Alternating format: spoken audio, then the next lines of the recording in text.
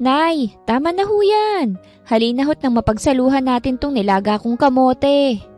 Tawag ni Elias sa kanyang ina na nagtatanim ng mais sa likod ng kanilang simpleng tahanan. Tapos na niya ang lahat ng gawaing bahay. Nakapag-igib na rin siya ng kanilang inuming tubig sa Poso Negro na halos 35 ang metro ng layo. Napuno niya na rin ang ilang drum ng tubig na siyang ginagamit naman sa paghuhugas, pampaligo at iba pa. Inagahan niya talagang gising dahil kapag nahuhuli siya, ang kanyang ina ang siyang gumagawa ng lahat. Hinahayaan niya ang kanyang ina sapagkat lahat ng mabibigat o mas tamang sabihin na ang mga dapat na trabaho ng lalaki ay ito na ang gumagawa. Tinalikuran na kasi sila ng kanyang ama. Mas pinili nitong marangyang babae kesa sa kanila ng kanyang ina. Mistiso at matikas ang kanyang ama, kaya ito nagustuhan ng mayamang babae.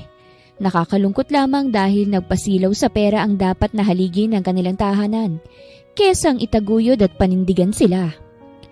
Dulot na rin ng kahirapan kaya't tanging sekundarya lamang ang kanyang natapos.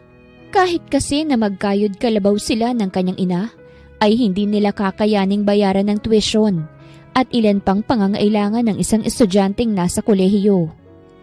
Susunod na lang ako anak, tatapusin ko lang itong tinatanim ko. Ilang buti lang naman ito sagot sa kanya ng kanyang ina. Ibinalik na rin ito ang tingin sa itinatanim matapos punasan ng likod ng kamay nito ang pawisang noo. Malapit na kasing bumagsak ang ulan, kaya't minamadali na ng ginang ang pagtatanim. Kanina naman ay magandang panahon kaya't naisipan ng ginang na magtanim. Ngunit nang nasa kalagitnaan na ito ay natabunan na ng makulimlim na ulap ang magandang sikat ng araw. Tiningala naman ni Aliyah ang magsusungit na kalangitan. Malapit nang bumagsak ang ulan, kaya't dali-dali niyang ipinasok sa kanilang kusina ang mga tuyong panggatong na ang ina niya pa mismo ang nanguha sa mapunong parte ng bukid. Matapos maipasok ang kanilang mga panggatong, ay sakto namang natapos na sa pagtatanim ang kanyang ina. Tuluyan na ring bumagsak ang malalaking butil ng ulan. Naupo na sa kawayang bangko ang ginang habang si Aliyah naman ay kumuha ng 2 baso na gawa sa kawayan. Pinatutong na bigas ang ginagawa nilang kape dahil bukod sa nakabubuti yun sa kalusugan, nakakatipid rin sila. Pinuno niya ang kawayang baso ng nilaga niyang tutong na bigas, tsaka iyon nilagyan ng asukal. Matapos timplahan ay dinala niya na yun sa hapag at ibinigay ang isa sa kanyang ina. Hindi ka ba nagsasawa sa ganitong kahirap na buhay anak? Malungkot na tanong ni Alma kay Aliyah. Gustuhin niya mang bigyan ng maayos na buhay ang anak ngunit kahit gawin niya pang araw ang gabi, ay imposibleng mangyari. Kung sana'y hindi siya mangmang, kung sana'y maalam siya sa lahat ng bagay di sana'y meron siyang maayos-ayos na trabaho. Kaya marahil iniwan siya ng asawa dahil isa siyang mababang uri ng nilalang. Isang babaeng mas mahirap pa sa daga. Kailanman ay hindi ako magsasawa, lalo na po kung kasama ko kayo, inay. Huwag po kayong mag-isip ng kung ano-ano dahil kontento na po ako sa kung anumang meron tayo ngayon. Malambing niyang sagot sa kanyang ina. Batid niyang nalulungkot na naman to. Ito na kasi ang pangatlong araw nila na tanging kamote ang ginagawa nilang kanin. Wala na kasing kalaman-laman ang lagayan nila ng bigas. Bukas pa nila aanihin ang mga pananim na gulay kaya't bukas pa sila makakabili ng bigas. Pasensya ka na anak kung hanggang dito lang ang kayang gawin ni nanay ha. Hayaan mo kapag nakaluwag-luwag tayo makakakain din tayo ng masarap na pagkain. Sa ngayon tiyaga muna ha. Turan pa nito. Ngumiti naman si Aliyah ng pagkatamis-tamis sa kanyang ina. Inabot niya rin ang palad nito at marahan yung pinisil. Mahal ko po kayo inay. Ikaw ang pinaka-the best. Hindi ka lang po naging ina dahil tumayo ka rin pong ama sa akin. Sobra-sobra nga po yung ginagawa niyong sakripisyo para sa akin Huwag na po kayong malungkot, inay. Tumayo siya't pinagpagang kamay tsaka niyakap pa ngayon nagdadrama niyang ina. Kapag kasi ganitong bumabagsak ang ulan, ay talagang nalulungkot ang kanyang ina ng sobra. Rumaragasa kasi ang ulan noon nung ipinagtabuyan ito ng kanyang ama. Salamat, anak. Pasensya ka na sa nanay at nagiging emosyonal na naman. Pinawi nito ang tumutulong luha bago hinaplos ang bagsak at mahabang buhok ng kaisa-isang anak. Sanay na ho ako, nay. Ngiting saad niya sa inang ikinangiti na rin ito. Matapos ang drama nilang mag-ina, ay tinapos na nila ang kanilang pananghaliang kamote at ginataang dahon ng kamoteng kahoy. Magdamag na bumuhos ang malakas na ulan. Naging masarap ang tulog nilang mag-ina dulot ng malamig na simoy ng hangin. Pagsapit ng panibagong umaga, ay tuluyan na nilang inani ang kanilang mga tanim na gulay. Magagandang tubo. Hindi pineste, kaya rin na hindi sila babarati ng pinagbabagsakan nila ng gulay sa palengke. Bandang 2:00 ng hapon na nila natapos ang pag-aani. Nailagay na rin nila ang mga gulay sa malalaking bayong. Walang ibang masasakyan lalo't nasa gitna ng bukid ang kanilang tahanan at taniman. Kaya naman nilakad ng mag-ina ang patungong palengke. Umabot rin ng 1 oras bago nila narating ang pinagsusuplayan nila ng gulay. Saktong 1,000 ang naging kabayaran sa lagpas 20 kilos na mga gulay na kanilang pinagbili. Lugi kung iisipin, ngunit kahit na ganun ay masaya pa rin sila dahil makakabili na sila ng bigas, tuyo, asukal at iba pang kakasya sa perang hawak nila ngayon. Ang tataas na ng mga bilihin ngayon. Malayong malayo na sa dating presyo noong kapanahunan ko. Ang bigas, Diyos mio, makalaglag pang ang presyo.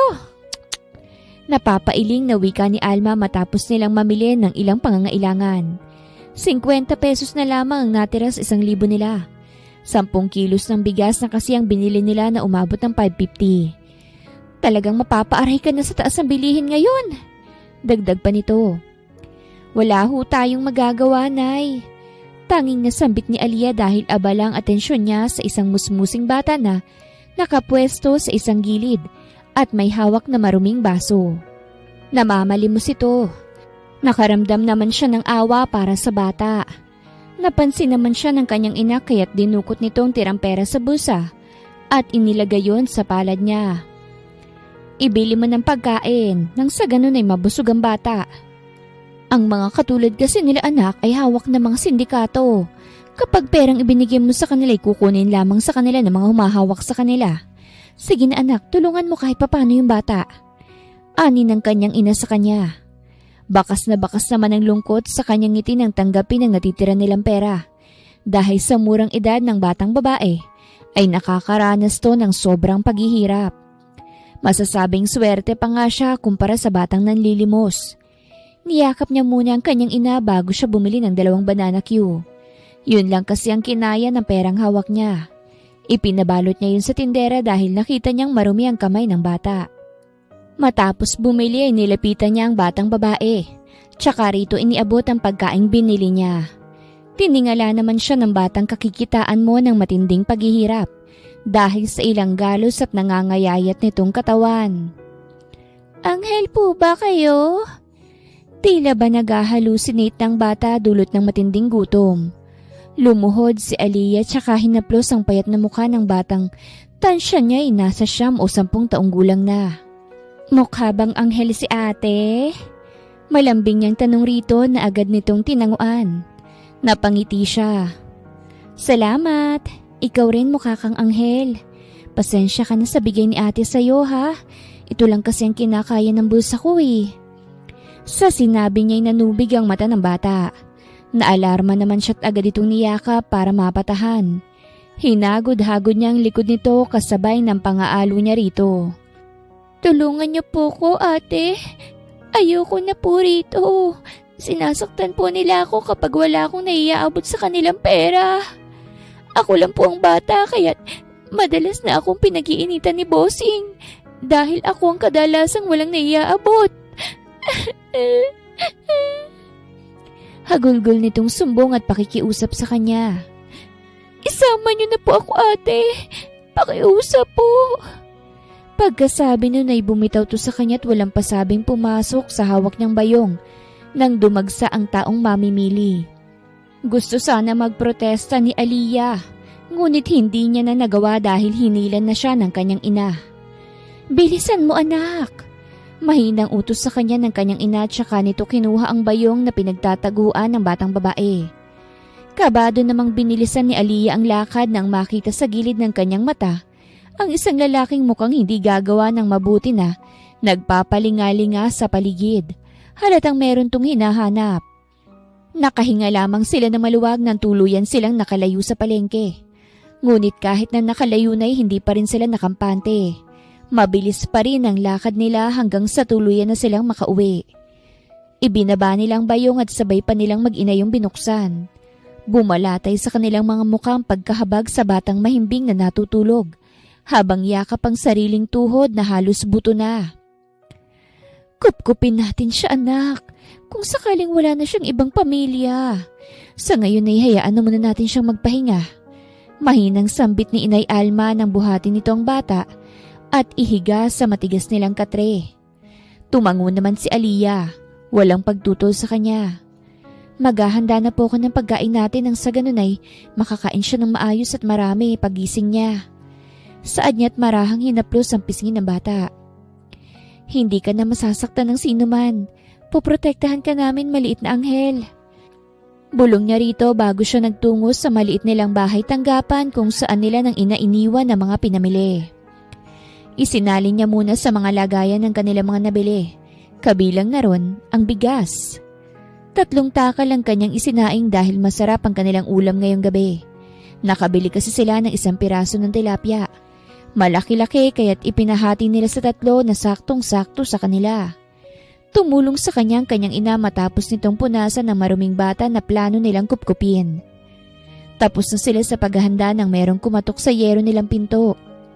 Si Alma na nagpresentang magbubukas ng pinto habang si Aliyah naman ay nagtungo sa kanilang silid upang gisingin ang natutulog pa ring munti.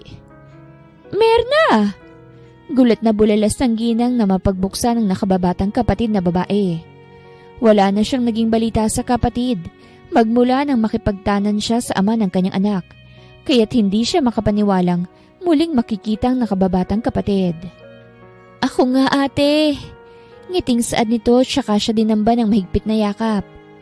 Matagal na panahon na rin, mga dalaga pa tayo nung huli kitang nakita. Sinikap kong hanapin ka nang makarating sa akin ang balitang inabandonan na kayo ng walang kwentang Hector na yun. May gigil sa tono nito nang banggitin ang pangalan ng lalaking noon pa man ay hindi na nito gusto para sa nakatatandang kapatid dahil batid nitong paluluhain lamang nito ang kaisa-isang kapatid. Ngunit dahil naging bulag na ang ate Alma niya sa pag-ibig, kaya't wala na siyang nagawa na makipagtanan to sa lalaking mahal nito noon. Patawad! Tanging nasambit ni Alma. Hinagod naman ang palad ni Merna ang likod ng nakatatandang kapatid. Wala ito ni kahit nakatiting na galit o mas lalong walang pagtatampo. Naiintindihan ito ang kapatid. Nagmahal lamang ito.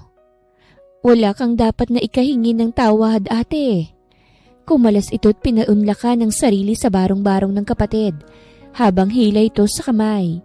Inilibot nitong tingin sa maliit na bahay. Nakaramdam ng pagkahabag ang babae sa sinapit ng buhay ng kanyang kapatid, pati na ng kanyang pamangkin na ngayon ay papalapit sa kanilang gawi. Aliyah! May ngiti sa labing ibinuka nito ang kamay. Hindi mapigilang mamangha ni Merna sa tinataglay na kagandahan ng morena niyang pamangkin. Sa larawan lamang ni Aliyah kilala ang mukha ng tiyahin. Kaya't gulat man na makita ito sa loob ng bahay nila, yumakap pa rin siya rito ng mahigpit. Naluluha namang nakiyakap na rin sa kanila si Alma, na ngayoy tahimik nang umiiyak dulot ng labis-labis na saya. Dalagang-dalaga ka na!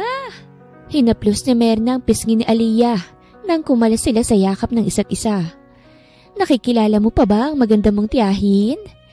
Tanong nitong agad niyang tinugon ng isang mabilis na pagtango.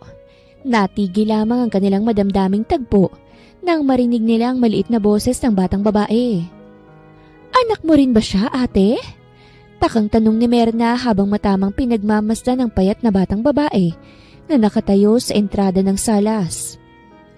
Magiging anak na rin, makahulugang sagot ni Alma bago daluhan ng munting nagkukusot ng mata nito. Gusto mo ba akong maging ina? Malambing ang boses niyang tanong sa bata. Nakatingin lamang sa kanila sila Merna at Aliyah na may ngiti sa mga labi. Pwede po ba? Nahihiyang tanong ng munti na agad ni Almang tinanguan. Lumapit na rin si Aliyah habang si Merna nanonood lamang sa kanila. Naupo sa paanan niya si Aliyah nang sa ganun ay magpantay sila ng munting bata. Magiging bunso ka na namin magmula ngayon. Walang kahit na sinong maaaring manakit sa'yo. Pero, pwede ba munang malaman ni Ate Aliyah at ni Inay Alma ang pangalan mo? May ngiti sa labi niyang tanong sa bata. Angela po. Agad nitong sagot sa kanyang naging tanong. Nagkatinginan silang mag-ina't nagpalitan ng ngiti bago nila ibalik ang tingin sa bata. Angela, napakagandang pangalan naman. Bagay na bagay sa'yo dahil mukha kang anghel. Anghel na dinala sa amin ng Diyos. Hinaplos niya ang pisngi nito bago niya inabot ang maliit nitong kamay. Nakapaghanda na si Ate Aliyah mo ng pagkain, kaya't alika na sa munti naming hapag at nang mapagsaluhan na natin ang simpleng pagkain na hinanda namin ni Nanay. Dagdag niya pang ikinangiti at ningning ng mga mata ni Angela dahil kanina pang kumakalam ang maliit nitong tiyan. Hindi kasi nito nakain ng biniling banana cue ni Aliyah dahil nabitawan nito yon sa sobrang pagmamadaling makapasok sa hawak nitong bayong. Inaya na rin ni Alma ang kapatid kaya't nagsalo-salo silang apat sa may kaliitang hapagkainan. Kalat na ang dilim nang matapos silang lahat na kumain. Ngayon ay nagkasya silang apat sa maliit na salas at doon ay inilahad ni Merna ang kanyang trabaho. Sinabi nitong day off nito ngayon kaya't nagkaroon ng pagkakataong hanapin sila. Naghahanap rin to ng isa pang makakatulong sa malaking mansyon ng mga Balderrama. Nagbabaka sakali itong ayain si Aliyah na agad namang sinang-ayunan ng dalaga. Dahil noon pa nito gustong magtrabaho ngunit ayaw naman siyang hayaan ng ina. Lalo na kung malayo't walang ibang makakasamang kakilala. Mababait ba ang mga among pinagsisilbihan mo, Merna? Malalim ng gabi ngunit hindi pa rin dinadalaw ng antok si Alma, pati na rin si Merna. Hindi ako tatagal ng 2 dekada sa kanila ate kung hindi naman sila mabubuti. Saan nito? Nagkaroon nga ako ng sariling bahay at lupa ng dahil sa kanila eh. Kaya't bukas na bukas ay gagayak tayong lahat dahil sa bahay ko na kayo maninirahan ni Angela habang kami naman ni Aliyah ay magsisilbi sa mga Balderrama. Hindi mo kailangang mag-isip at mag-alala pa ate dahil mabubuti ang mga amo ko. Kumpiyansang paniniguro nito sa kapatid. Sa sinabing yun ni Merna ay nawala ang mga negatibong isipin kay Alma. Natuwa rin to sa ipinahayag ng kapatid na titira sila sa mas maayos na bahay. Patatayuan kita ng maaari mong pagkakitaan sa bahay ate. Pwede na siguro ang sari-sari store? Dagdag pa nitong nagpasaya sa puso ni Alma. Ngunit mas piniling wag mo nang umimik. Hindi ka na gaanong mahihirapan pa ate. Hindi man masasabing marangya ngunit nasisiguro ko namang magiging maayos kayo at hindi na gaanong mahihirapan pa. Pasensya ka na ate kung ngayon lang ako ha. Nangulila ako sa iyo ng sobra ate, lalo na nang mawala ang mga magulang natin. Ipinangako ko noon na lahat ng magiging akin ay magiging iyo rin. Hindi na ako maghahangad pa ng lalaking makakasama dahil hindi ko naman siya mabibigyan ng anak. Naging emosyonal si Merna nang manariwa ang lahat sa kanya. Ganon din naman si Alma kaya't ikinulong nila ang mga sarili sa bisig ng isa't isa hanggang sa sila'y tuluyan ng makatulog. Kinaumagahan ay nagtulong-tulong sila sa paghahanda ng almusal at pagsasaayos sa mga gamit na bibitbitin. Merong naipundar na second-hand na pick-up si Merna na siyang ginamit niya papunta sa malayong probinsyang kinaroroonan ng kapatid. Ipinaalam ni Merna ang planong pagpunta sa kapatid kaya't meron pa siyang 1 araw na bakante. Inaabutan siya ng mag-asawa ng perang makakatulong sa kanyang kapatid at sa kanyang pamangkin. Ngunit tumanggi naman ang ginang dahil meron naman siyang ipon na aabot na rin ng ₱250,000. Wala namang kasing pinagkakagastos ang iba si Merna kaya't nakapag-ipon siya ng ganoon kalaking halaga. 10:00 ng umaga silang gumayak. Hindi mapigilang malungkot ng mag-ina nang lingunin ng mga ito ang maliit nilang bahay. Naging mahirap man ang naging karanasan nila eh. Naging masaya naman silang mag-ina sa bahay na naging saksi ng mga paghihirap nila. Gabi na nang tuluyan nilang marating ang konkretong bahay ni Merna. Meron yung bakal na bakod at malawak na bakuran na maaaring pagtaniman ni Alma. Sa loob ng bahay ay merong 3 kwarto. May kalakihan rin kahit papano ang kainan. Maging ang salas na merong malaking TV. Kaya't hindi mapigil ng mag-ina ang mamangha. Marami ang stock na pagkain sa ref kaya't masayang nagtulong-tulong ang 3 babae sa paghahanda ng kanilang hapunan. Habang si Angela ay masayang nanonood ng cartoons habang kumakain ng apple. Ilang taon ka na nga pala, Alea? Usisa ni Merna habang isinasalin nila sa mga mangkok ang mga hinanda nilang pagkain. 24 na ho, tiya. Sagot niya sa tanong ng tiyahing may ngiti sa labi. Magkasing edad lang pala kayo ni Senyorito Darius. Saad nitong tinangu-tanguan niya. Ilan ho ba ang anak ng mga amo mo, tiya? Tanong niya naman tsaka naglagay ng kanin at ulam sa plato ni Angela. 2 lang, sila Senyorito Darius at Senyorito Dylan. Ang panganay si Dylan na nasa 28 na. Magkasalungat ang ugali ng magkapatid, ngunit mababait naman sila. Hindi lang talaga sila masyadong magkasundo dahil nga sa magkasalungat nilang mga ugali. Pahayag nito. Masama at mabuti bang tinutukoy mong pagkakasalungat nila, Merna? Singit ni Almang alanganing tinanguan ng ginang. Dahil hindi naman masasabing masama't mabuti. Hindi lamang nagkakasundo ang magkapatid dahil ang isa'y animoy ipinaglihi sa sama ng loob at ubod ng istrikto habang ang isa'y malambing at mabait naman. Hindi naman sama-sama ate, istrikto lang. Mabilis na paliwanag ni Merna. Dahil baka hindi nito payagan si Alea na sumama sa kanya sa mansyon. Tumango na lamang si Alma. Kumain na tayong lahat at nang makapahinga na, saad ni Almang sinang-ayunan ng 2 babae. Tinawag na muna ni Aliyah ang ngayon kanila ng bunso. Ate, pwede po bang magpabuhat? Naglalambing ang boses nitong sabi sa kanya. Gumuhit naman ng tamis ng ngiti sa kanyang labi bago tumangot ibinukang kamay. Padamba namang yumakap sa kanya si Angel ang ikinatawa niya. Tsaka niya ito binuhat patungong hapag. Ang sarap lamang sa kanyang pakiramdam nang sa wakas ay meron na siyang masasabing nakababatang kapatid. Aalis po kayo bukas, ate? Tanong ni Angela sa kanya nang malapit na sila sa hapag. Saglit siyang huminto para matitigan ng maamo nitong mukha. Oo, kailangan kasi bunso. Kaya ikaw na munang bahala sa nanay natin habang wala ako ha. Mag-iipon si ate para makapag-aral ka. Tuparin mong pangarap mo at tutulungan ka ni ate, okay? Malambing niyang wika ritong ikinaningning ng singkit nitong mga mata. Maluha-luha pa nga ito sa sobrang saya, kaya't niyakap niya na lamang ito. Ngayon pa lang ay mahal na mahal ka na ni ate. Maging mabuting bata ka, Angela ha? Magkaroon ka rin ng takot sa Diyos. Dagdag niya pa't hinagka ng malambot nitong buhok na ang ina niya pang nagsuklay. Sobrang saya ko po, Ate Alea. Maraming salamat po. Dininig na rin ni Papa Jesus sa wakas yung mga dasal ko. Pangako pong magiging mabuti ako at magiging matalino. Magiging isa po akong mahusay na doktor balang araw. Para po pag nagkaroon kayo ng sakit ni Inay at Tia Merna, mabilis ko po kayong mapapagaling. Emosyonal nitong sambit na nagpangiti kay Aliyah. Aasahan niya ni ate ha. Sa ngayon kumain na muna tayong lahat. Anak kay Angela na agad namang tinanguan ng bata. Pinawi niya ang luhang bumasa sa pisngi nito bago niya yun patakang na magaang nahalik. Smile ka na, bunso. Malambing niyang hiling rito na agad naman itong ginawa. Isang matamis na ngiti ang ngayon nagpaskil sa maliit na labi ni Angela.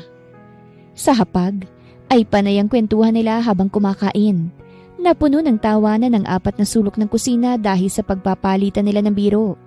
Sinulit nila ang gabi ng masaya dahil bukas ay magkakalayo-layo na sila. Matapos nilang kumain ay ipinasya nilang maglatag ng kutsyon sa salas dahil nais nilang matulog ng magkakatabi, kagaya noong nasa probinsya sila. Ngunit bago yun ay nanood muna sila ng palabas. Naunang makatulog si Angela at Alma, na sinundan naman ni Aliyah kaya't minabuti na ni Merna na patayin na ang TV at matulog na rin dahil maaga sila nga alis ng pamangkin bukas. Tuluyang sumapit ang araw ng pag-alis ng magtiya. Pagpatak ng 5:00 ng umaga ay tapos na silang mag-almusal at maglinis ng katawan. Ikaw na munang bahala sa anak ko, Merna ha? Kapag may bakante kayong oras o di kaya day off ay alalahanin niyo sana kami. Maluhaluhang bili ni Alma habang nasa harapan na sila ng pick-up. Napangiti naman si Merna at Aliyah sa pagiging emosyonal ng babaeng mahalaga sa kanila. Kahit na hindi mo naman sabihin, Ate Alma, talagang hindi ko pababayaan itong maganda kong pamangkin. Hinaplos ni Merna ang likod ng nakatatandang kapatid bago niya ito niyakap. Kailangan na naming umalis dahil nangako ako kila madam na babalik ng maaga, ha? Anya rito bago rito kumalas. Pasensya na, o shit kayo, humayo na. Mag-iingat kayo palagi, ha? Pinunasan nitong luhang dumalot sa magkabilaan nitong pisngi. Kaya't niyakap ito ng mahigpit ng anak nito at ng kapatid. Tatawagan po kita palagi, inay. Anya sa ina nang kumalas na siya rito. Ganon din ang tiyahin niya. Pareho kasi silang binigyan ng touchscreen na cellphone ni Merna na pareho ng merong SIM card. Nakasave na rin ang kani-kanilang mga numero at naturuan na rin sila ng ginang kung papaanong gamitin yon. Tumango ang ginang tsaka nito marahang itinulak ang dalawang papasok sa pick-up. Natawa na lamang ang dalawang babae. Kumaway ng tuluyan si Alias sa kanyang ina nang umusad ang sasakyang minamaneho ng tiyahin. Tulog pa si Angela kaya't hindi siya nakapagpaalam dito. Ano hubang pangunahing gawain rin sa mansyon, tiya? Usisa niya na magsawa sa kakatingin sa nagtataas ang building na kanilang nadaraanan. Magiging katulong ka ng dalawang brusko.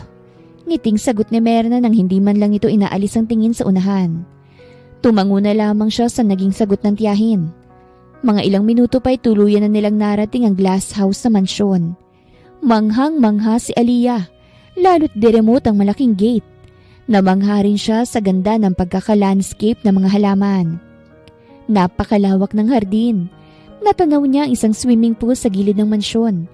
Kapansin-pansin rin ang iba't ibang disenyo ng sasakyan sa kaliwang bahagi ng mansyon. Katabi ang mga malalaking motor na hindi niya na halos mabilang. Kung nalula si Aliyah sa labas ay mas nalula at mas namangha siya sa loob ng napakalaking bahay. Ni hindi niya magawang isalarawan pa sa sobra niyang pagkamangha sa paligid. Bumaba ng hagdan ng dalawang tao na magkahawak kamay. Batid ni Aliyah na itong magiging mga amo niya dahil sa mga postura ng mga ito. Umayo siya ng tayo nang huminto sa harapan nilang babae't lalaki na sa tansya niya ay mga nasa 50s na. Kita man ang ilang guhit sa mukha na senyalis ng pagiging may edad, ngunit hindi na walang kagandahang tinataglay ng dalawa. Siya na ba yung sinasabi mong pamangkin mo, Merna? Tanong ni Mrs. Valderrama habang nakatingin sa magandang dalaga. Opo, siya po si Aliyah, madam. Pakilala nito sa kanya. Magandang umaga po sa inyo, madam at sir. Mahinhing bati niya sa mag-asawa nang sinenyasan siya ng tiyang bumati sa mga ito. Magandang umaga rin naman sa iyo, Aliyah. Mahinahong balikbati naman sa kanya ng mag-asawa. Aalis nga pala kami, Merna. Kaya't ikaw na lamang ang bahala rito kay Aliyah, ha? Saad nito bago siya balingan ng malambing na tingin. Huwag kang mahihiya sa amin, iha. Mababait kami. Hindi nangangalmot ng tao. Biro ng ginang na nagpaguhit ng ngiti sa labi niya. Para bang tinangay ng hangin ang kabang nararamdaman niya matapos siyang biruin ng magandang ginang nakaharap. Salamat po. Makakaasa po kayo sa akin na magiging tapat at masipag. Gagawin ko po ng tamang trabaho ko rito sa inyo, madam, sir. Pangako niya sa mga itong ikinangiti naman ng mag-asawa. Tsaka sa kanya tumango. Samantala, umiiyak na lumabas ng opisina ang bagong sekretarya ni Dylan. Napagalitan at medyo napagtaasan kasi ng boses ng binata ang bagong loklok niyang sekretarya dahil sa pagbibigay nito ng pahintulot kay Lydia na pumasok sa kanyang opisina. Si Lydia ay dati niyang kasintahan. Mahal niya ito at ibinibigay ang lahat dito ngunit nagawa pa rin siyang pagtaksilan. Stupid! Napakasimple lang naman ang inuutos ko pero hindi man lang magawa ng maayos. Naroroon ang gigil sa tono niya nang tuluyang mawala sa kanyang paningin ng babaeng nagpabago sa kanya. Kung dati malambot at mabait siya, ngayon ay kabaliktaran na. Maihahalin tulad na kasi ang puso niya sa bato dahil sa sobrang tigas noon. Hindi siya nagbigay ng awat, mas lalong hindi nagbibigay ng second chance sa trabaho. Isang pagkakamali mo'y tanggal ka na agad, kahit na magmakaawa ka pa. Lydia makes him a cold and arrogant person. At the same time, a monster boss. Marahas siyang tumayo at kinuha ang coat na nakasabit sa kanyang office chair. Ibinusa niya rin ang cellphone. Tapos niya na ang kanyang trabaho kaya't uuwi na siya. Nagsisipagyukuan ng kanyang mga empleyado kapag nadaraanan niya mga ito. Kilala siya sa pagiging istrikto at walang pusong chairman ng sariling kumpanya. Sa paglabas niya ng building, ay bumungad agad sa kanya ang mukha ng babaeng nanakit sa kanya. "Please, Dylan, kahit unting oras lang mag-usap naman tayo." Nagsusumamong saad nito sa kanya. Plano nitong abutin ng kamay niya nang matalim niya itong tiningnan. "Don't you dare put your dirty hands on me, woman. Ikaw ang sumira ng maganda't maayos nating pagsasama. Tuluyan ang nagtapos ang pahina sa ating dalawa, kaya tumigil ka na habang nakakapagtimpi pa ako.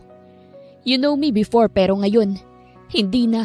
Kaya kung ako sa'yo, tatabi ako dahil hinaharangan mong dapat na daraanan ko." Matigas niyang banta rito. Kay lamig ng tinging ipinupuko niya rito kaya't labis-labis na nasasakta ng nagkamaling dalaga. Kung sana'y hindi na lang sana ito nakipagparty sa kaibigan, hindi sana ito malalasing at makakatulog sa bisig ng ibang lalaki. I'm sorry, Dylan. Mahal na mahal kita." Nakayuko itong tumabi habang panay ang pagtulo ng masagana nitong luha. Wala nang kahit na anong nararamdaman si Dylan para sa dalaga. Ni ang maawa kahit na konti ay hindi niya rito maramdaman. Nilagpasan niya ito at walang lingon likod na nagtungo sa parking area kung saan naroroon ang sasakyan niya. Pagpasok sa kotse, agad niya yung pinasibat. Mabilis ang naging takbo ng kotse niya kahit agad niyang narating ang kanilang mansyon. Dire-diretso lamang siya. Hindi niya pinansin ang mga katulong na bumabati sa kanya. Itinapo niya ang kanyang cellphone sa ibabaw ng kanyang kama nang makapasok siya sa kanyang silid. Niluwagan niya rin ang kanyang necktie hanggang sa tanggalin niya na yon. Tinanggal niya na rin ang iba pang suot. Tsaka iyon inilagay sa laundry basket nang may pangahas na pumasok sa kanyang silid. Otomatiko niyang natakpan ang pribadong parte. "What the heck? Who gives you the permission na pumasok rito sa kwarto ko?" Labas ang litid niyang bulyaw sa dalagang ngayon ay nakatalikod sa kanya. Batid niyang nakita nito ang buo nitong katawan. Dahil hindi nakatakas sa matalis niyang mata ang pagbaba ng mata ng kung sino mang dalaga. Hindi naman magkamayaw sa pagtambol ang puso ni Aliyah nang dahil sa sobrang kaba. Inutusan siya ng kaniyang tiyahin na magtungo sa pinakadulong silid para kunin sana ang mga labahin. Hindi niya alam na merong tao sa loob.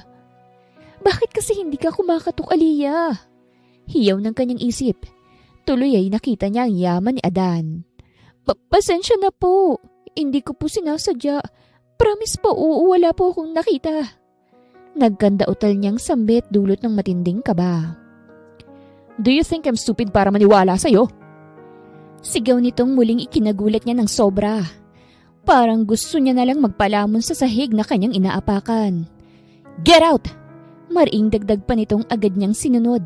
Ngunit bago yun ay kinuha niya na muna ang laundry basket bago patakbong lumabas ng silid. Naihilamos naman ni Dylan ang palad sa kanyang mukha. "She's impossible. Nakuha niya pa talagang bitbitin ang laundry basket." Kigil niyang wika bago pumasok sa kanyang banyo. Mas lalo lang tuloy na dagdagan ng kanyang inis. Lagot sa kanyang dalaga, hindi niya palalampasin ang ginawa nito.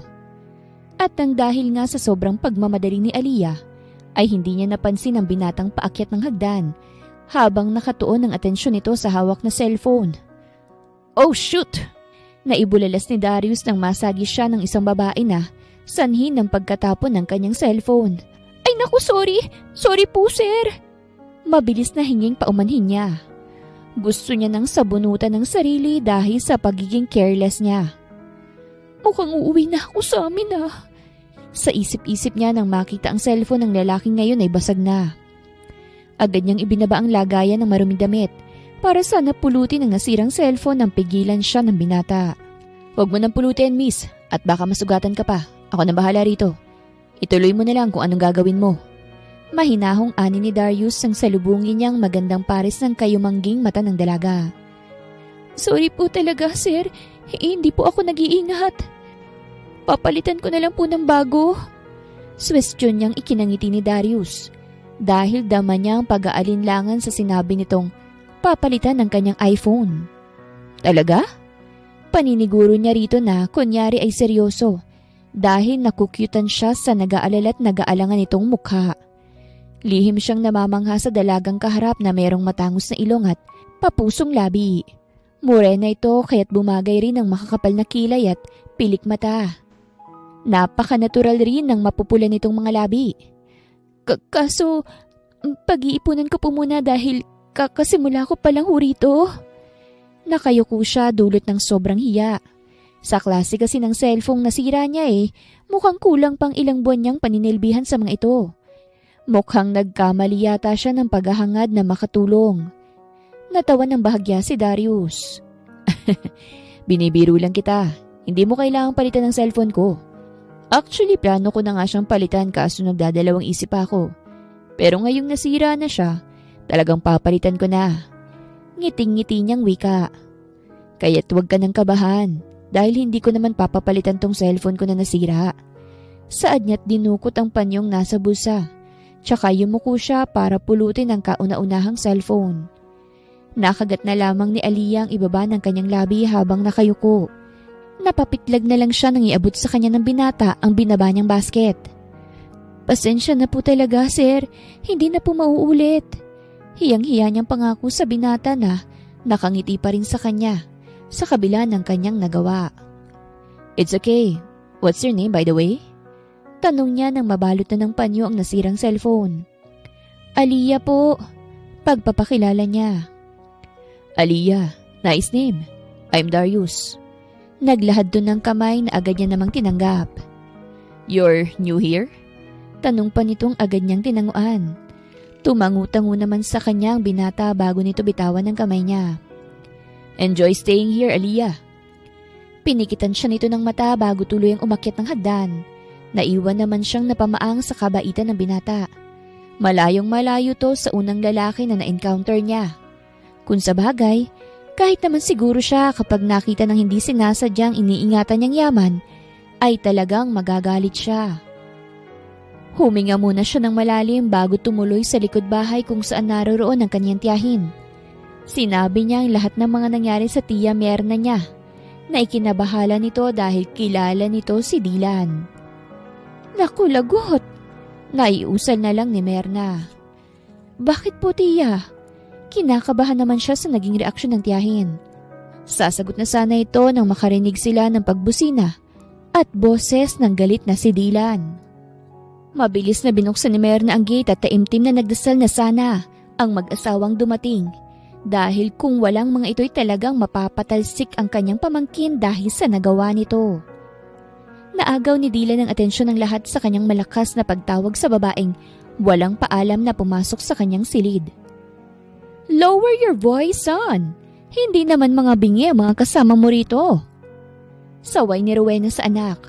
Umuwi ito dahil nakalimutan itong dalhin ng kontrata para sa bagong partnership ng kanyang bagong negosyo na jewelry shop.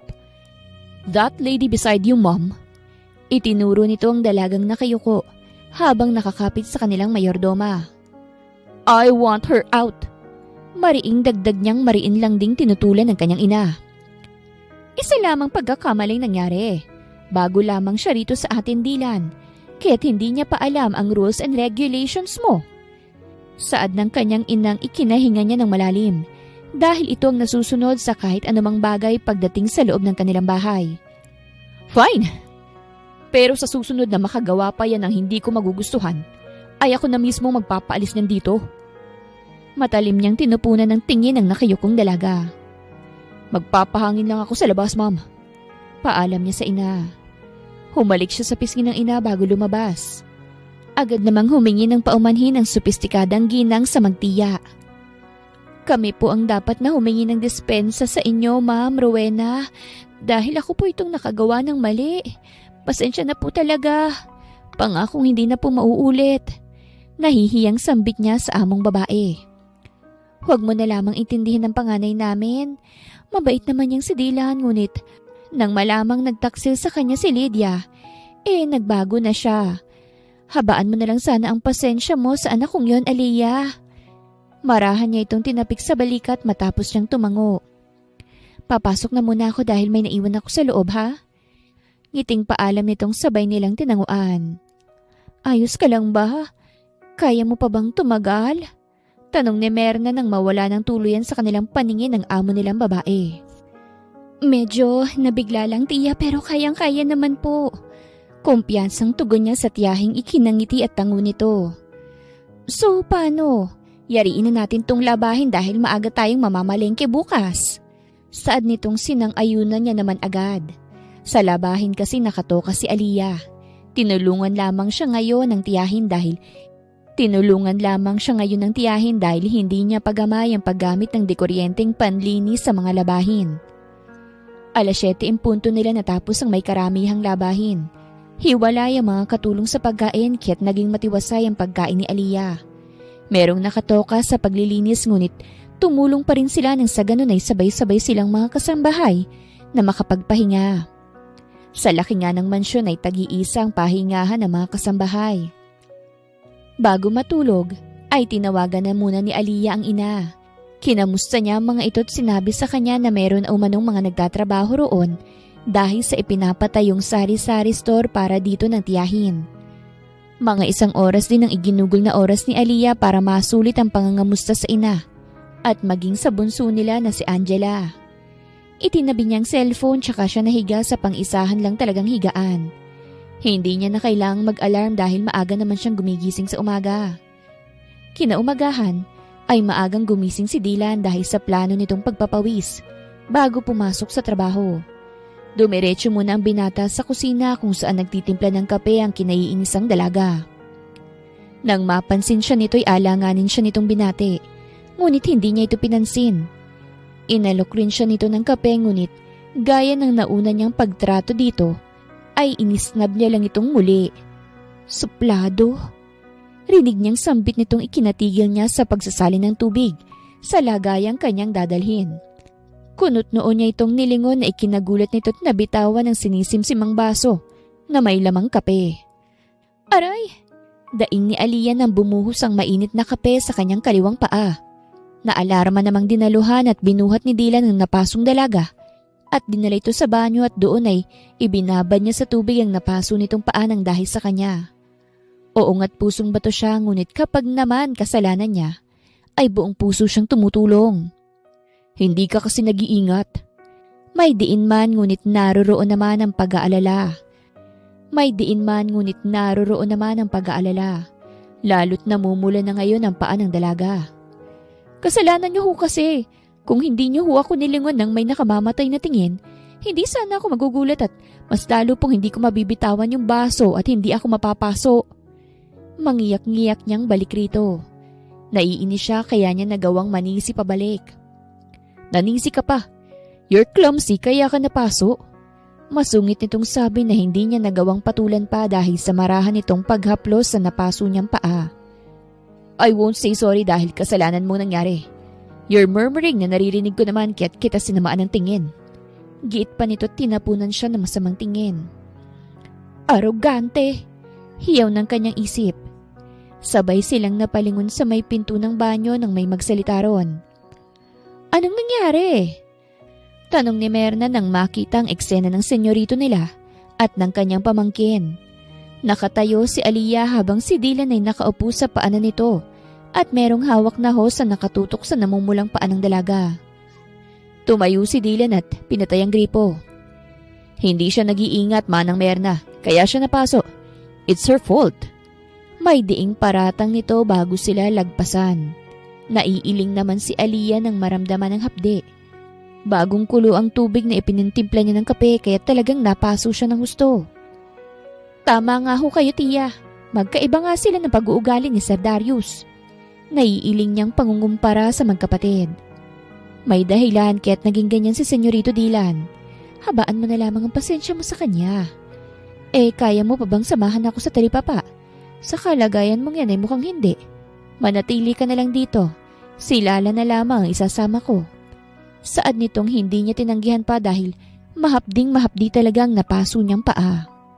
Umalis na ng tuluyan ng tiyahin ni Aliyah habang dalagay mas piniling magpunas-punas. Nang sa ganun ay may magawa pa rin siya. Hindi naman kasi porket meron siyang masakit magbubuhay prinsesa na siya.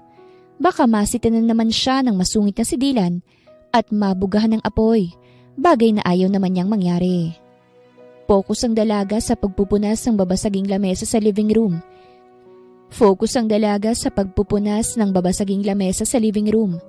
Nang maramdaman niya ang isang presensya sa kanyang likuran, kaya't nilingon niya ito. Nagulat siya't bahagyang umatras. Hindi kita sasakmalin para lumayo ka. Masungit nitong sabay bago iabot sa dalaga ang binaling pamahid sa napaso nitong paa.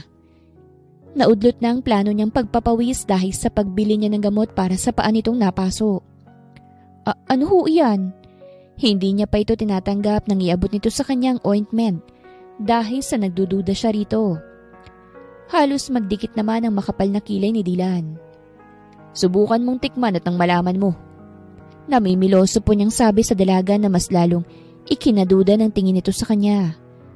Gusto niyang tirisin ang dalagang kaharap dahil nagmamagandang loob na nga siya. Pagdududahan pa siya nito. Sa inis, ay marahas niyang hinaklit ang kamay nito at inilagay sa palad nito ang binili niyang para dito. Basahin mo at nang makasiguro ka kung nakakalason bang pamahid sa napaso mong paa. Yun lang at tinalikuran niya na ito. Niyuko naman ni Aliyah ang bagay na pamahid kuno sa napaso niyang paa. Akala ko walang malasakit. Meron naman pala. Gumuhit ang ngiti sa kanyang labi nang mabasang nakapaloob sa ointment na bigay sa kanya ng binata. Binitawan niya na muna ang pamunas niya sa lamesa at naupo sa L-shaped na sofa. At doon, nilagyan niya ng ointment ang napasong paa. Anong nangyari sa paa mo? Gulat na nagtaas ng tingin si Aliyah nang marinig ang pamilyar na boses. Otomatiko siyang napatayo. Sir Darius, may kailangan po ba kayo? Mahinhing tanong niya rito ngunit nanatili ang tingin nito sa kanyang paa. Wala naman. Mabilis nitong sagot sa kanya nang ibaling nito ang tingin sa kanya. I'm asking kung anong nangyari sa paa mo at ganyan ka pula. Napaso ba? Panghuhula niyang alanganing tinanguan ng dalaga. Aksidente lang po. Nahihiyang pagsisinungaling niya rito. Naibaba niya rin ang tingin dahil para bagang sinisiguro nito kung nagsasabi ba siya ng totoo. Ako nang maglalagay. Walang pasabing kinuha ni Darius ang ointment sa kamay ng dalaga at naupo ito sa paanan. Ay naku, wag na ho at kaya ko naman. Maagap niyang pigil sa sanay paglalagay na nito ng gamot sa napaso niyang paa. Tumayo ang binata at pinilit siyang paupuin. Let me. Mahinahong sambit nitong aangalan niya pa sana dahil nakakahiya naman. Isa pa'y nangangamba rin siya na merong makakita sa kanila at isiping inilalapit niya ang sarili sa bunsong anak ng mga Balderrama. Ngunit desidido talaga itong magpresenta, kaya't napipilitang hinayaan niya na lang ito. Sa susunod mag-iingat ka na. Hindi mo kailangang madaliin ang gawain mo rito dahil marami kayong maaaring magtulong-tulong para naman matapos ang trabaho. Mas importante pa rin ang kaligtasan kaya't magdoble ingat ka na sa susunod, Aliyah. May pagmamalasakit na payo nito sa kanya na ikinangiti niya. Huwag ka na munang magkikilos. Utos ko ito kaya't sundin mo, okay? Tumayo ito't isinarang ointment na hawak. Salamat po, Sir Darius. May ngiti sa labing pasasalamat niya sa kabaitan nito sa kanya. Walang anuman. Gumanti ito ng ngiti sa kanya. May pasok pa ako sa trabaho. Saad nito matapos tingnan ang oras sa relo nito. Yung bilin ko, sundin mo, okay? Dagdag pa nitong tinanguan niya na lamang ngunit wala naman siyang planong sundin dahil isa siyang kasambahay sa mansyon ng mga Balderrama. Kaya naman niyang tiisin ang natamo niyang paso, kaya't magagampanan pa rin niya ang pinasukang tungkulin. Sinundan na lamang ni Aliyah ng tingin ang papalayong binata. Huwag kang mahuhulog sa lalaking malapit ng itali sa babaeng hindi natin kapantay. Wika ng kung sino man na nasa likuran ni Aliyah. Gulat niya itong tiningnan. Nangunot ang noo niya nang makilala ang kasamahang kasambahay na hindi nalalayo ang edad sa kanya. Sa tono nito'y parabang pinaparatangan siya. Trabaho ang pinunta ko rito. Mabait lamang si Sir Darius. Huwag ninyo sanang bigyan ng kung anumang meaning ang nakita ninyo dahil nagmamagandang loob lamang siya sa akin. Depensa niya sa sarili dahil yun naman talagang nangyari. Umismid lamang ang babaeng kanilang kasamahan bago siya nito hagurin ng tingin. Walang-wala ka sa kalingkingan ni Ma'am Monique, kaya tigilan mo yung pantasya mo. Mataray nitong sabi na nagpapanting sa tenga niya. Pinamayawangan niya ang imbentorang kasamahan na hindi niya pa alam ang pangalan at nakipagtagisan ng tingin rito. Pinantayan niya ang tingin nito sa kanya. Kung mataray ito, mataray din siya. Mabait siyang tao ngunit kapag naragabyado siya, ay lumalabas ang pagiging palaban niya. Hindi kaya ikaw itong nangangarap ng mataas? Sa tono mo kasi para bang inggit na inggit ka. Bakit kaya hindi mo buhusan ng kumukulong tubig ang paa mo at nang mapansin ka naman ni Sir Darius? Malay mo, lagyan niya rin ng ointment ang paa mo kagaya ng paglalagay niya ng ointment sa akin. No? Mapang-asar niyang sabi na nagpagalit sa mukha nito. Hindi ko inilalapit ang sarili ko sa hindi ko kapantay. Hindi ko rin ugaling manulot ng hindi akin. Maayos akong pinalaki ng nanay ko. Kaya't ikampante mo yung sarili mo dahil alam ko sa sarili ko na wala akong ginagawang mali. Trabaho ang pinunta ko rito. Seryosong dagdag niya pa, ngunit tila ba hindi kumbinsido ang kaharap na matalim ang tingin sa kanya. Ano, may kailangan ka pa ba? Tanong niya rito sa malambing na tono. Hindi para inisinto kung hindi para hawaan ng kabaitan. Nakikita niya kasi sa mga mata ng kaharap ang inggit at pagnanais sa Senyorito Darius nila. Makakarating kay Mamunik ang ginawa mong panlalandi kay Senyorito Darius. Pananakot nito sa kanya at saka rito nagmartsyang paalis. Napapabuntong hininga na lamang siya dahil mukhang masama talagang ugali ng kasamahang dalaga. Mukhang hindi niya ito mahahawaan ng kabaitan dahil punong-puno ito ng inggit sa katawan. Minabuti niya na lamang na tapusin ang naudlot niyang ginagawa kanina. Sa opisina naman ni Dylan ay paminsan-minsang sumasagi sa isip niya ang nangyari sa dalagang bago nilang kasamahan sa bahay. Hindi niya mawari sa sarili kung bakit abot-abot ang konsensyang naramdaman niya. Inalog niya ang ulo para waksihin sa isipan ng dalaga na nagawa niya naman agad. Itutuon niya na sana muli ang atensyon sa naghihintay sa kanyang trabaho nang tumunog ang cellphone niya. Unknown number ang caller at dahil iniisip na baka importante kahit agad niyang tinanggap ang tawag ng kung sino man. Nakuyom niya na lang ang kamao nang marinig ang boses ng humihikbing si Lydia. Humihingi na naman to ng kapatawaran sa kanya. Nangako itong hindi na muling manggugulo at magpapakita pa kapag pinagbigyan niya ang hiling nitong makipagkita sa huling pagkakataon. Ngunit hindi siya pumayag, kaya't puno ng sakit na tumawa ng mahina ang nasa kabilang linya na dalaga. Mukhang hanggang dito na lang talaga tayo. I'm so sorry sa nagawa ko sa'yo, Dylan. Imposible man, ngunit dalangin ko sana'y mapatawad mo ko. Aalis na ako. I'm leaving and I'm staying at the US for good. Huwag mo na sanang isasara ang puso mo.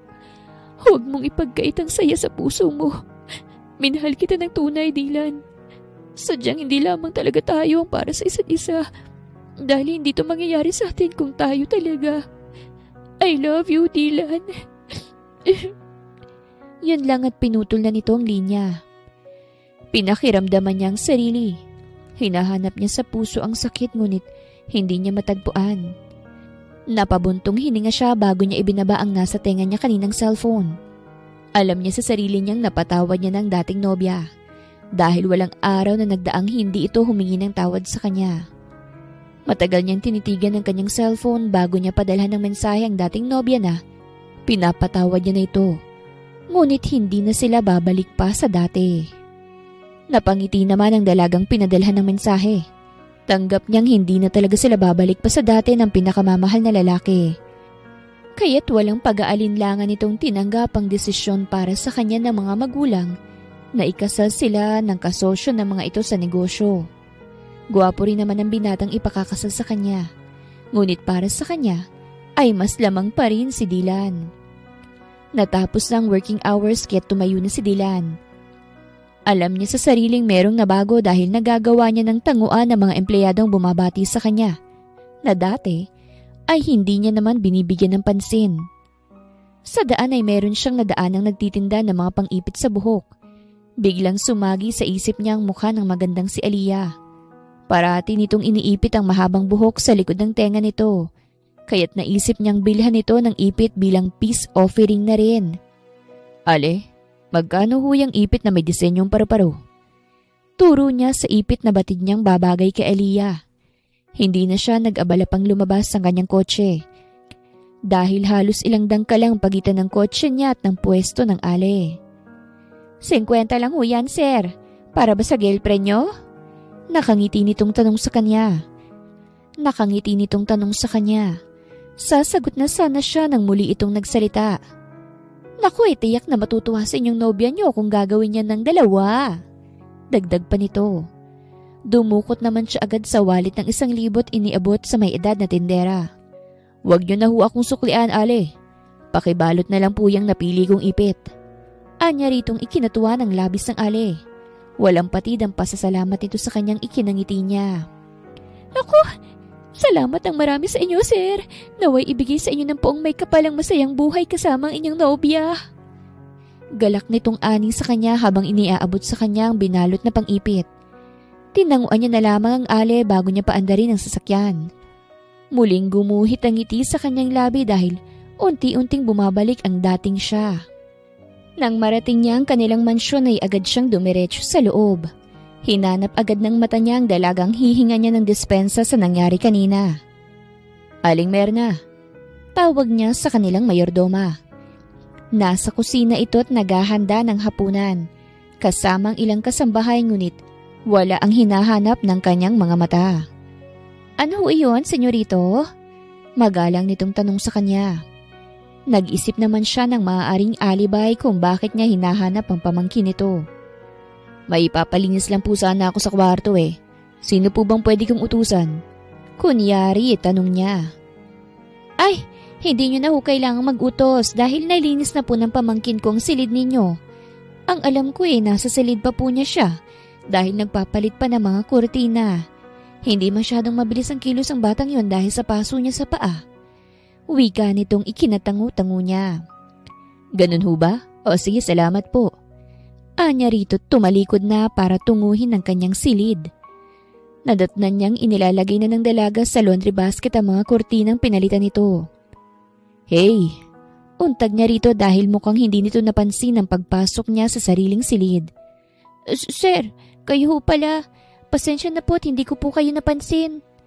Nagulat siya sa presensya ng masungit nilang senyorito dahil hindi niya man lang napansin ang pagpasok nito. Tapos na po ako sa trabaho ko rito. Maiwan ko na po kayo. Paalam niya ngunit pinigilan siya nito sa braso. Itinuon niya ang tingin doon, kaya't agad niya itong binitawan. I'm sorry. Maagap nitong hinging paumanhin na ikinagulat pa ng dalaga.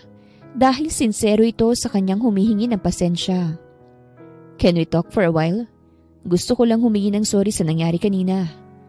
Anyang malugod namang pinaunlakan ng dalaga. Maupo muna siguro tayo.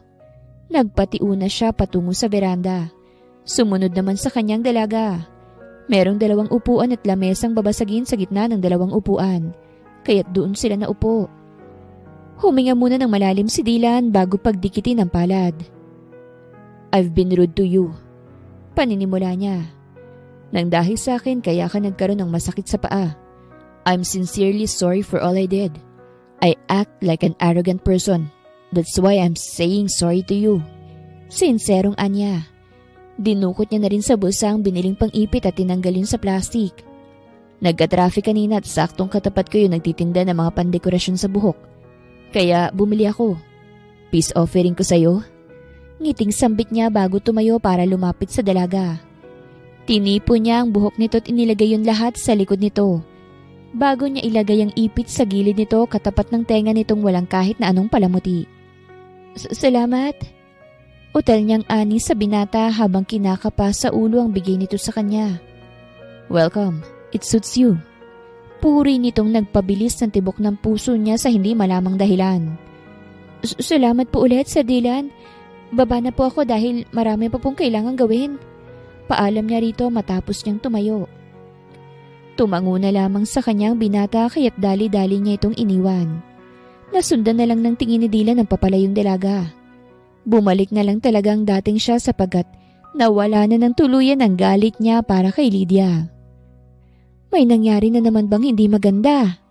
Usisa agad ni Merna sa pamangkin nang lumapit sa kanya. Wala ho, tiya. Katunayan nga humingi po siya ng sorry sa pagiging magaspang niya sa akin. Pagtatapat niyang nagpangiti sa ginang. Mabait naman kasi talaga itong si Senyorito Dylan. Nasaktan lamang yung tao kaya't nagbago pero alam ko na nasa puso niya pa rin ang kabutihan. Itinatago niya lang. Saan nitong sinang-ayunan niya naman? dahil maging siya'y nakikita sa binata ang pagiging mabuti nito sa kanya. Tutulong na sana siya sa tiyahin nang mapansin nito ang ipit sa buhok niya. Ngayon ko lang yata nakita yung ipit mo, Aliyah. Hindi ka naman lumalabas kaya't imposibleng binili mo yan? May pagtataka at paghihinala sa tono ng ginang na ikinakaba ng dalaga. Dahil baka isipin ng kanyang tiyahin na kaya siya binigyan ng pang-ipit sa buhok ng kanilang senyorito, ay dahil natitipuhan siya nito. Peace offering po ito ni Sir Dylan, tiya. Mariin niyang naipikit ang kanyang mga mata dahil sa pagkautal. Makahulugang ngumiti sa kanyang tiyahin kaya ngayon ay ang labi naman ang kanyang pinagdikit. May kasabihang nagsisimula sa misunderstanding ang true love. Saan itong ikinangiwi niya dahil wala namang ganon. Naku tiya, masyado po kayong mapagbigay ng ibang ibig sabihin. Peace offering niya lang po ito. Sinsero niyang handog dahil nga sa pagsusungit niya sa akin.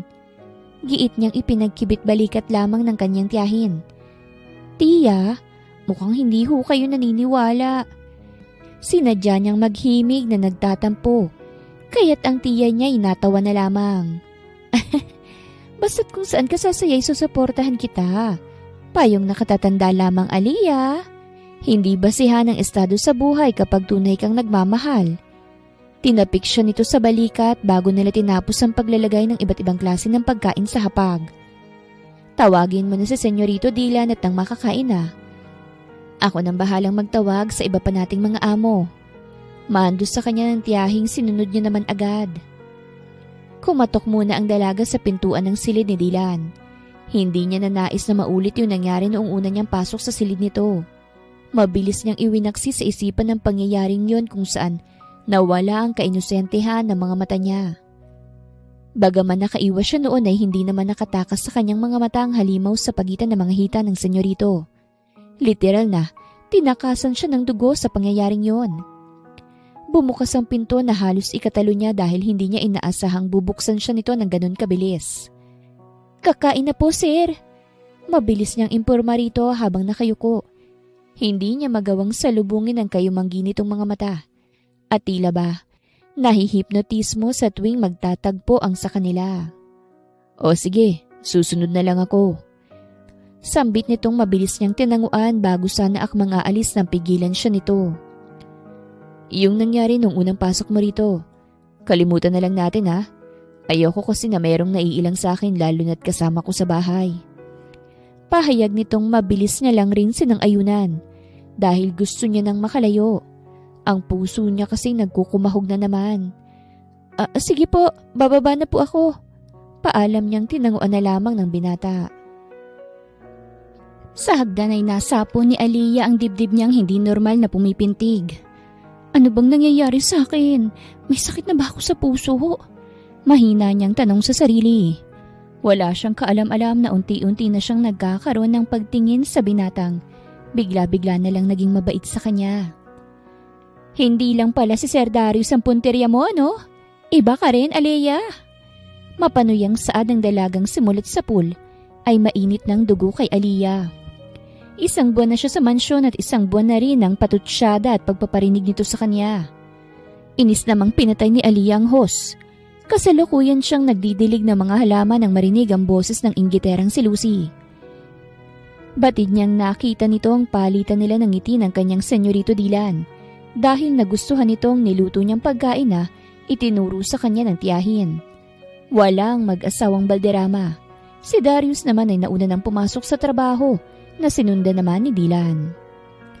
Mas iba ka, Lucy. Hinarap niya to't seryosong tiningnan. Alam mo kung bakit?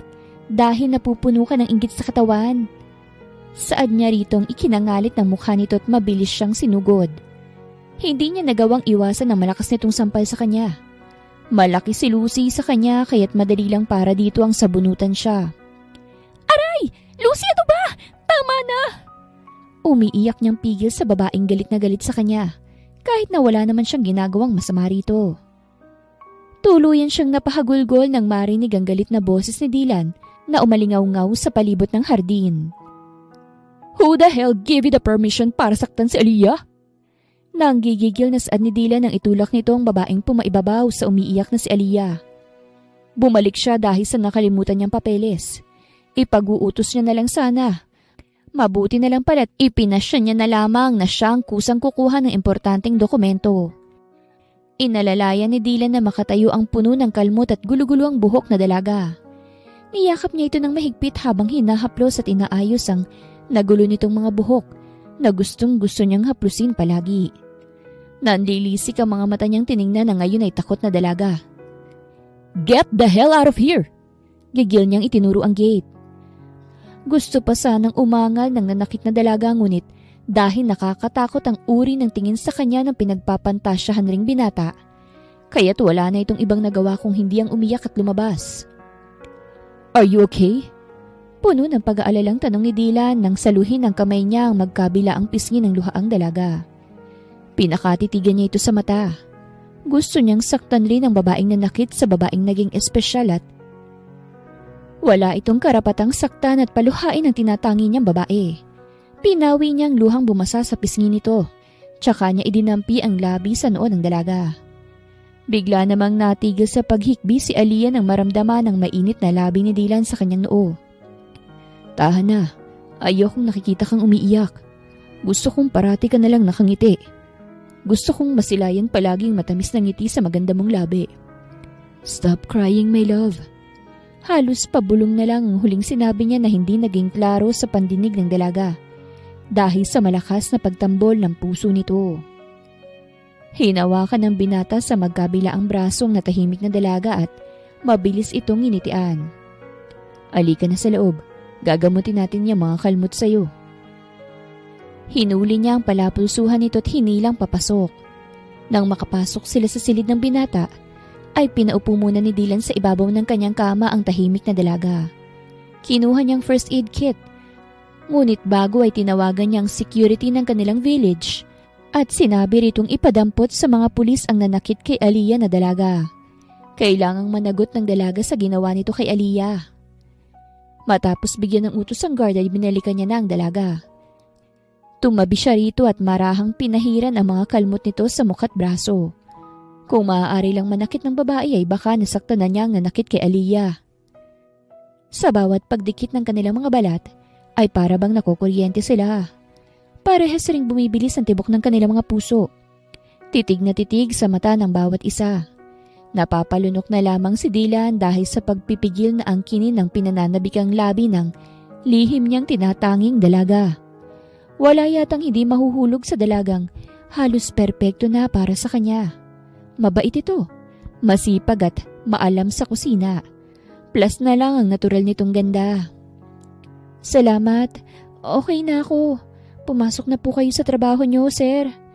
Anyat bahagyang lumayo. Natatakot siya na mas lalo pang mahulog sa binata kapag nagtagal pa sila sa ganoong posisyon. Nakikita niya ang paghanga sa mga mata nito ngunit wala naman itong sinasabi. Ayaw niyang paasahin ng sarili niya at mas lalong ayaw niyang maranasan ang masaktan kagaya ng kanyang ina.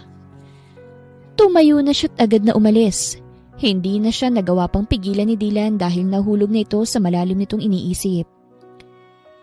Ano bang ikinakatakot ko? Iba si Aliyah. Hindi sila magkatulad ni Lydia. Tumayo siya't plano ng habulin ng dalaga nang tuluyang lumakas ang kanyang loob. Sasabihin niya na rito ang tunay niyang nararamdaman nang tumunog ang kanyang cellphone. Kaya't naputol ang dapat niyang gagawin. Nasapo niyang noo dahil tumawag ang kanyang sekretarya at sinasabi nitong atat nang naghihintay sa kanya ang mga stockholders at investors. Nakalimutan niya ang dahilan kung bakit siya bumalik.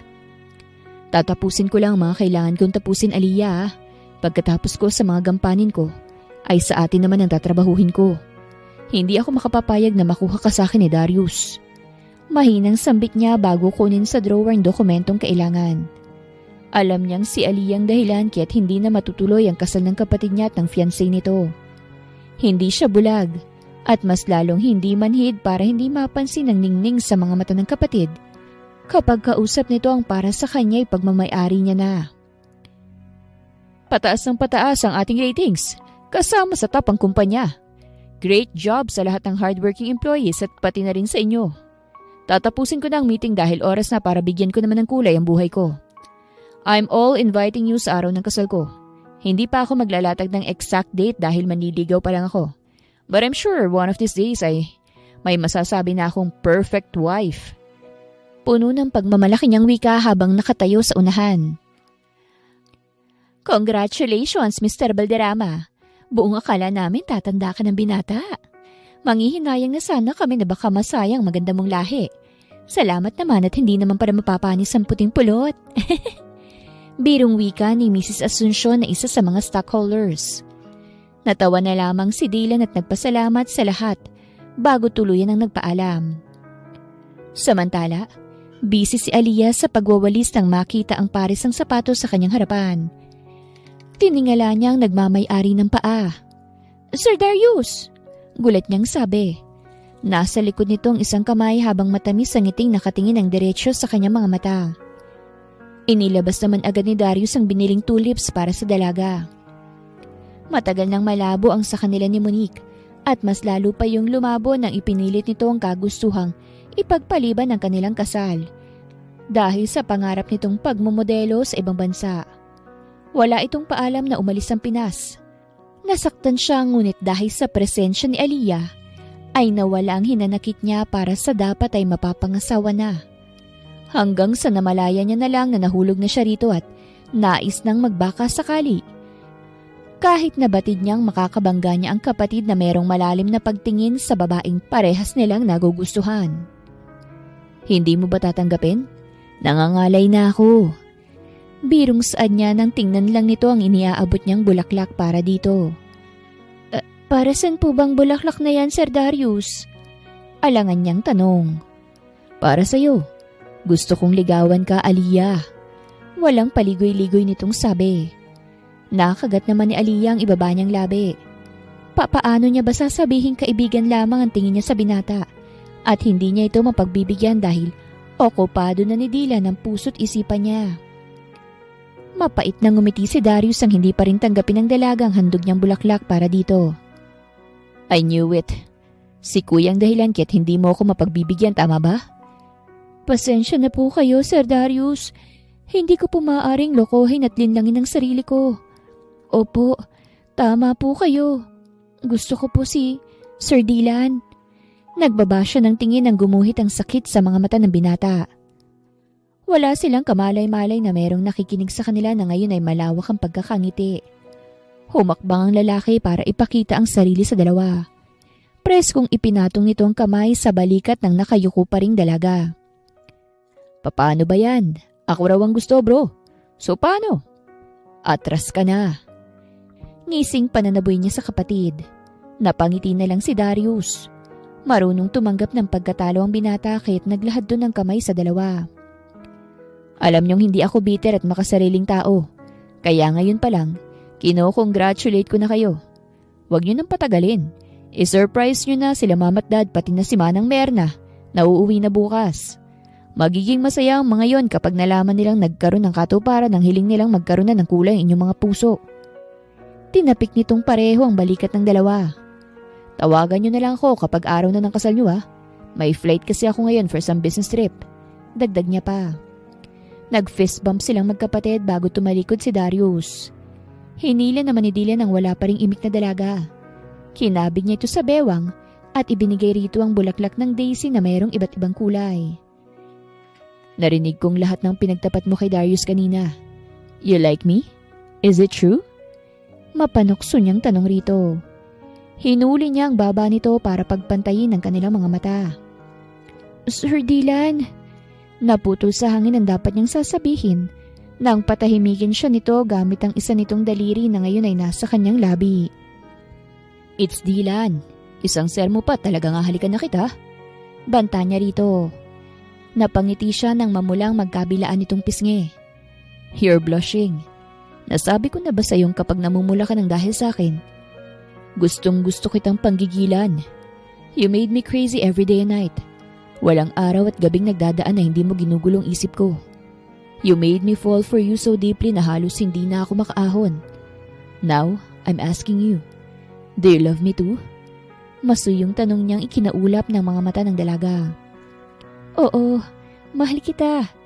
Naging masungit at arogante ka man sa akin noon ay minahal pa rin kita.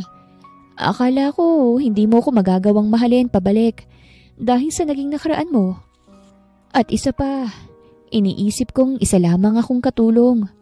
Puro pangdadown sa sarili kong parati kong ginagawa noon para lang masupil ang nararamdaman kong pag-ibig para sa'yo. Ngunit kapag puso na talagang tumibok at nagpasya, wala ka ng ibang magagawa kung hindi ang magpaanod na lang. Takot na takot akong magmahal sa totoo lang. Ngunit nang makilala kita ng lubusan, na walang takot na hayaang tumibok ang puso ko para sa'yo. Mahal kita, Dylan. Mahal na mahal. Bumagsak ang pinipigilan niyang luha ng dahil sa labis na saya. Sa wakas, ay nasabi niya na rin ang tunay na nararamdaman. Mas lumawak ang ngiti sa labi ng binata. Hinabig niya ang batok ng dalaga at pinagtagpo ang kanilang mga labi. Buong puso nilang pinagsaluhan ng matamis na halik. Halos malunod naman ang dalaga sa uri ng halik na ipinalalasap sa kanya ng mahal na binata. Napakasaya ng puso niya. Kinakapos na siya ng hangin kaya siya nang kumala sa labi nito. Pareho silang humahangos. Magkadikit ang kanilang mga noo habang naririnig nila ang malakas na pagpintig ng kanilang mga puso. Let's get married. Gusto kong makasama ka hanggang sa pagtanda ko. Let us promise our love sa bahay ng Diyos. Be my wife. And be the mother of my child, Aliyah. Puno ng pagsusumamong saad niya. Gusto ko ring makasama ka hanggang tumanda ako. Kaya oo, magpapakasal ako sa iyo, mahal ko. Buong puso niyang tinanggap ang plano nito para sa kanila. Muling nagtagpo ang kanilang mga labi. Mas mainit at mas mapusok. Ngunit kahit na ganun ay alam nila ang kanilang limitasyon. Pareho nilang nais na maramdaman ang init ng isa't isa. Oras na mabasbasa na sila ng alagad ng Diyos. Minabuting sabihin ng personal ng dalawang kanilang plano sa ina ni Aliyah. Masaya si Alma at buong pusong sinuportahan ng anak, lalo't nakikita nitong nasa mabuting tao, o mas tamang sabihin na nasa tamang tao ang nag-iisa nitong anak. Magkakaroon na po ba ako ng aalagaang baby, Ate Aliyah? Tanong ni Angela. Nasa sala silang apat at nanonood ng palabas. Umuulan kaya't hindi na muna silang umuwi. Nagkatinginan sila Aliyah at Dylan. Napangiti ang binata nang mamulang muli ang pisngi ng malapit niya ng maging asawa. Wala pa sa ngayon, pero siguro soon baby. Sa ngayon ikaw na muna ang baby namin habang wala pa kaming nabubuong baby ha. Si Dylan ang sumagot dahil mukhang nag-iisip pa ng maaaring isagot ang kanyang mahal. Tuwang-tuwa namang pumalakpak ang bata bago ito yumakap sa kanila. Alam na ba ng mga magulang mo ang plano niyong ito, anak? Usisa ni Alma. Hindi pa po, dahil nasa business trip pa sila kasama si Manang Merna. Sasabihin po namin pag uwi nila bukas. Tiyak kong matutuwa po sila dahil gustong-gusto nilang magkatuluyan kami ng inyong anak, tita. Magalang niyang paliwanag sa ginang na ikinatangu-tangu naman ito. Bandang hapon na tumila ang ulan kaya't minabuti na nilang bumalik sa mansyon. Pinapaunlakan ni Dylan ang ginang na manatili na lang sa mansyon para makasama nitong anak. Ngunit sinabi nitong sa susunod na lamang dahil meron itong inaasikasong tindahan at hinahatid sundong estudyante. May ibabalita ka raw sa amin, anak? Sabi ng kapatid mo. Bungad agad ng ama ni Dylan pagka-uwi ng mga ito. Kasalukuyan silang nasa living room. Ipinatipon talaga sila ng Ginoo dahil sa sinabi ng bunso nitong merong sasabihing good news ang panganay nila. Nagkahawak kamay naman ng magkasintahan, kaya't natuon doon ang atensyon ng mag-asawa, pati na ni Merna. We love each other, and we're getting married as soon as possible. Walang paligoy-ligoy niyang pahayag sa mga kaharap na ikinalawak ng ngiti ng mga ito. Masaya kaming sa wakas ay natuldukan na ang mga paligaw tingin ninyong dalawa. Sinasabi na nga ba na kayo talaga ang magkakatuluyan. I'm so happy for you, my son. Finally, naisipan mo na rin lumagay sa tahimik. Hindi mo naisip yan noon pero ngayon, you made me proud, anak. Tinapik siya sa likod ng ama. Thanks, Dad. Anya sa ama. Kami na ng daddy mong bahala sa wedding nyo. We'll make sure na magiging espesyal ang araw ng sumpaan ninyo. Ngayon, ang gusto namin gawin nyo ay mag-relax. At syempre, enjoyin ang isa't isa. Have some vacations sa ating rest house sa Palawan. Pahayag naman ng ina ni Dylan. Inaasam na nito ang apo kaya't ipinipilit ang bakasyon. We will, Mom. Salamat ng sobra sa suporta. The best talaga kayo. Yumakap siya sa mga magulang kasamang kanyang nobya. Mahigpit at masaya silang nagyakap na apat, habang si Myrna ay may ngiti sa labing nakatingin sa kanila. Masayang masaya ito para sa pamangkin. Gamit ang private shopper ng mga balderrama, ay matiwasay na narating nila Dylan at Aliyah ang napakagandang paraiso ng Palawan. Napaiwas ng tingin si Dylan nang lumabas ng banyo ang kanyang nobya. Nakatapis lamang ito ng tuwalya. Naligo sila sa dagat at nang magsaway pumasok na sila sa kanilang rest house at pinauna itong magbanlaw. Tumutulo pa ang tubig sa katawan nito. Mukhang masusubok ang pagkalalaki niya. Batid niyang sinadya ng kanyang ina mga sexy na damit at lingerie sa maleta ni Aliyah dahil ito pang nagpresentang maghahanda ng mga gagamitin at dadalhin nila. Wala namang maayos na damit dito. Pwede bang pahiram na lang ng t-shirt mo, mahal? Nakasimangot nitong tanong sa kanya. Napalunok siya dahil ibang dating sa kanya ng malambing nitong boses.